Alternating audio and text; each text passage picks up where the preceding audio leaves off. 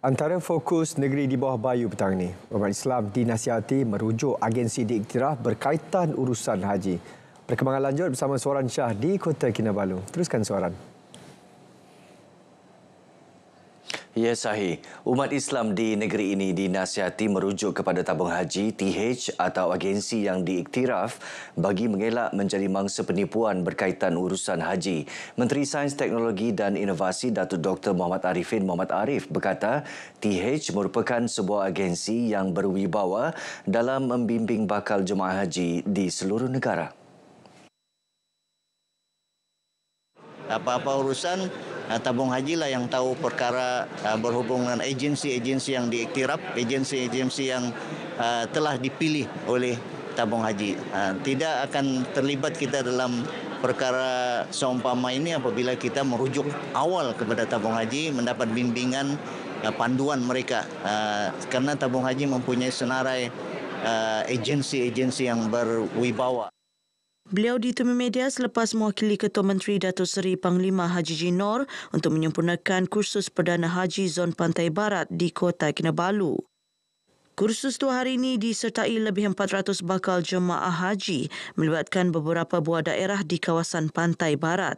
Datuk Arifin yang juga Exco Agama dan Pendidikan Negeri menggalak umat Islam untuk membudayakan amalan menabung sejak kecil, terutama melalui TH sebagai persediaan masa depan termasuk pendaftaran haji.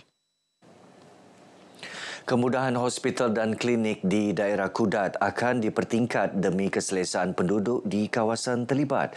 Menteri Pembangunan Masyarakat dan Kesejahteraan Rakyat, Datuk James Ratib berkata ia termasuklah menempatkan 4 unit mesin hemodialisis di Hospital Kudat sebagai tambahan kepada 11 unit mesin sedia ada.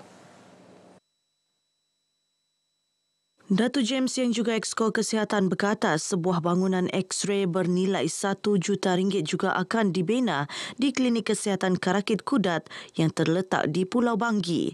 Turut dibekalkan sebuah bot ambulans bernilai RM700,000.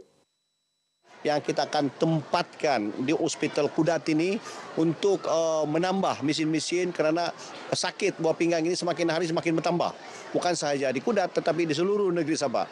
Maka mesin-mesin yang ada di hospital-hospital ini semakin hari semakin lama, semakin usang dan perlu ditambah semula. Beliau ditemui RTM dalam Majlis Rumah Terbuka Aidilfitri Parti Gagasan Rakyat Sabah Gagasan Rakyat Tanjung Kapur di Kudat. Dalam pada itu, Datuk James memberitahu kementeriannya akan memastikan semua klinik daif di negeri ini dinaik taraf agar tiada lagi klinik menggunakan struktur kayu menjelang tahun 2026. Terdahulu, Datuk James turut mengadakan lawatan ke Pejabat Kesihatan Kudat bagi meninjau keadaan jalan rosak di kawasan terlibat. Jelasnya masalah tersebut akan dipanjangkan kepada pihak bertanggungjawab untuk tindakan lanjut. Menjelang penghujung Syawal, kemeriahan Hari Raya Aidilfitri masih lagi terasa dengan anjuran pelbagai Majlis Rumah Terbuka Aidilfitri. Di Kudat, Majlis Rumah Terbuka Parti Gagasan Rakyat Sabah Gagasan Rakyat Tanjung Kapur dihadiri hampir 5,000 pengunjung. Menteri Pembangunan Masyarakat dan Kesejahteraan Rakyat Datuk James Ratib ketika ditemui RTM berkata majlis seumpama dapat mempertingkat perpaduan selain mengeratkan silaturahim masyarakat majmuk di negeri ini khususnya di daerah tersebut. Bermakna ini merupakan satu perpaduan di kalangan Tanjung Kapur ini. Bermakna Cina boleh duduk sama-sama dengan orang Melayu dan saya yakin dan percaya bahawa akan datang perpaduan ini kita dapat pertingkatkan lagi. Silaturahim itu kita boleh rapatkan lagi. Sementara itu, Adun Tanjung Kapur Datuk Chong Chen Bin merasa kagum dan bangga dengan sikap toleransi kaum dan semangat kebersamaan yang ditunjukkan masyarakat pelbagai kaum setiap kali musim perayaan. Program Aidilfitri ini merupakan satu program yang akan dianjurkan setiap tahun. Memandangkan Kudat ini didiami oleh 3 golongan kumpulan yang terbesar iaitu dari kaum Cina, kaum Rungus, kaum KDMR dan Bumi Putra Islam.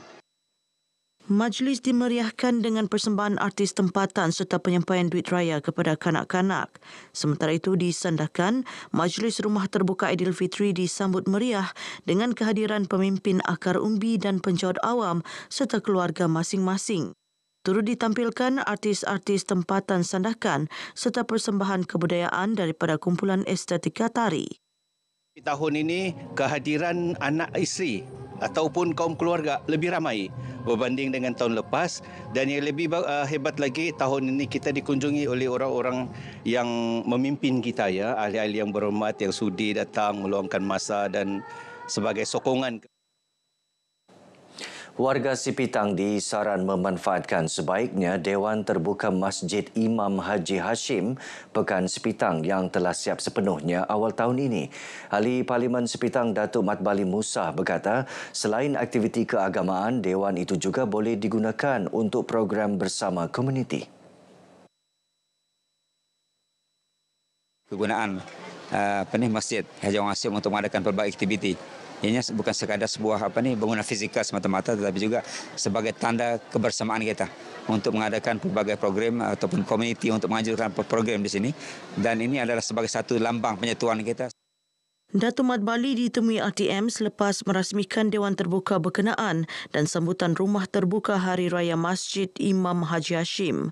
Sementara itu, pengerusi masjid Abdullah Awang Hadi menzahirkan rasa terima kasih atas usaha berterusan Datuk Mat Bali untuk memastikan pembangunan masjid dilaksana segera.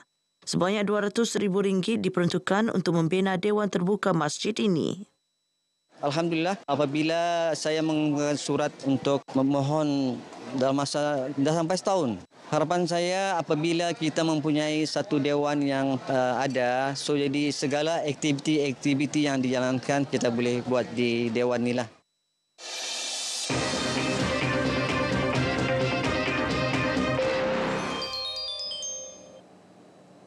Pengiktirafan Suk sebagai daerah penuh pada 7 Ogos 2024, kabar gembira yang dinanti-nantikan penduduk. Esok 28 April 2025, sejarah bakal tercipta apabila Ketua Menteri Datuk Seri Panglima Haji Jinor dijangka menyempurnakan majlis perasmian Suk sebagai daerah penuh.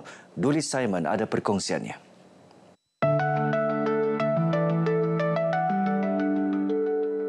Suk terletak 167 km dari Bandaraya Kota Kinabalu dan 41 km dari Keningau. Kawasan ini wujud secara rasmi pada 21 Julai 1986 hasil perjuangan berterusan wakil rakyat ketika itu mendiang Tan Sri Joseph Kurup. Usaha membawa pembangunan ke kawasan ini dimulakan seawal tahun 1985 dengan hasrat melihat penduduk Suk mendapat perhatian dan pembangunan yang setara. Ia kemudian diteruskan oleh kepimpinan sekarang.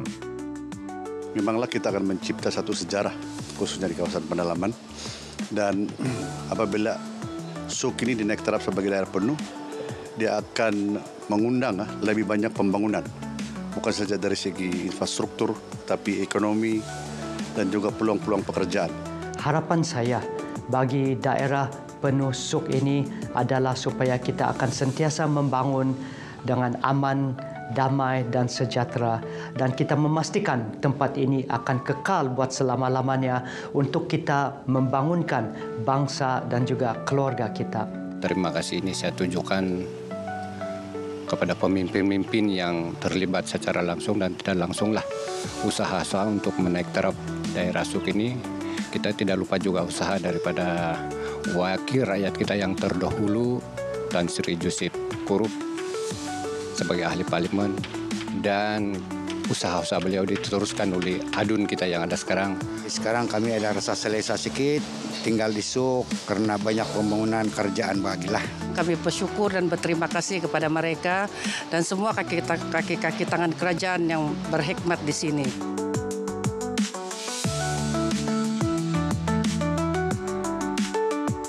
Daerah kecil Suk telah melakar satu lagi kejayaan apabila dinaik taraf menjadi sebuah daerah penuh.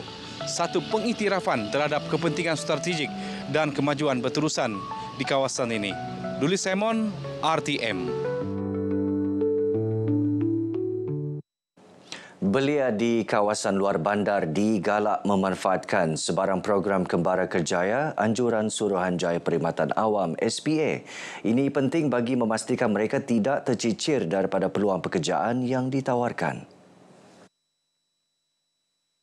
Pengerusi Suruhanjaya Perkhidmatan Awam Datuk Seri Dr. Ahmad Jailani Muhammad Yunus berkata adanya program Kembara Kerjaya ini dapat memudahkan belia untuk mendapatkan maklumat perjawatan atau mendaftar dalam sistem SPA 9. Kita faham di kawasan-kawasan di luar bandar ini kadang-kadang ada masalah talian untuk mereka membuat permohonan dan juga untuk mendapatkan maklumat-maklumat yang terkini. Jadi inilah peluang yang terbaik untuk mereka datang bersama untuk mendapatkan apa juga masalah dan penjelasan yang boleh kita berikan pada hari ini. Beliau ditemui RTM dalam program Kembara Kerjaya Madani SPA, Semarak Eskom dan My Future Jobs di Kudat.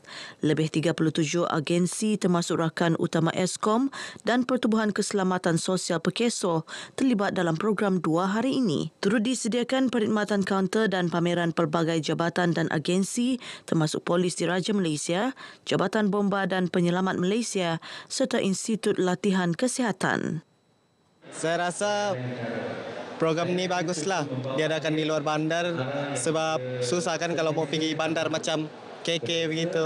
Saya kira ni dapat membantulah untuk pelajar-pelajar yang luar bandar. Macam kami orang dari luar bandar Pitas, saya rasa kerajaan ini perlu fokus supaya kawasan luar bandar tidak akan tercicir.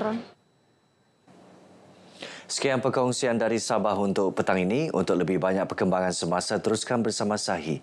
Dari sungai hingga segara Palestin, pasti merdeka. Silakan Sahi. Baik, Soren, terima kasih.